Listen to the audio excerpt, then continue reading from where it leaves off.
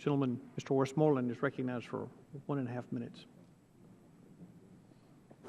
I'm sorry. Thank you, Chairman, for calling this long overdue hearing. As a former home builder, I know the nature of flooding is always changing.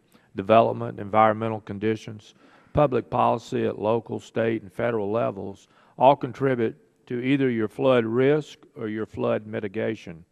Mr. Chairman, the fundamental question posed by the flood insurance reform bill is one of fairness. Is it fair for everyone to subsidize the insurance of a few? There are the questions asked by the Obamacare subsidies, and today it is the same question posed by the flood insurance. To me, the answer is simple. Taxpayers should not continue to subsidize the flood insurance of those who live in flood-prone areas. It's not fair. I've heard from my colleagues about different scenarios with dramatically increasing premiums. I agree there are places in Biggert-Waters where tweaks need to be made to make the reforms work better. I am committed to helping the committee work on these areas where we can find agreement.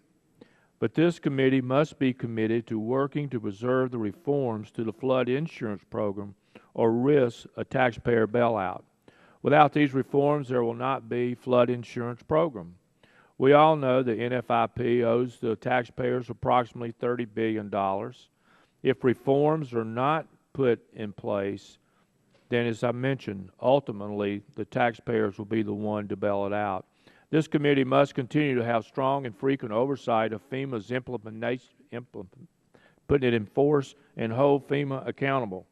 With robust oversight of putting it in, this committee can preserve the reforms to the flood insurance program and be fair and balanced to people currently in the program. Mr. Chairman, again, thanks for having this committee meeting, and before I yield back, I'd like to make a unanimous consent request that a statement from my colleague, Representative Jack Kingston from Savannah, be entered into the record. Without objection, so ordered. Again, I yield back.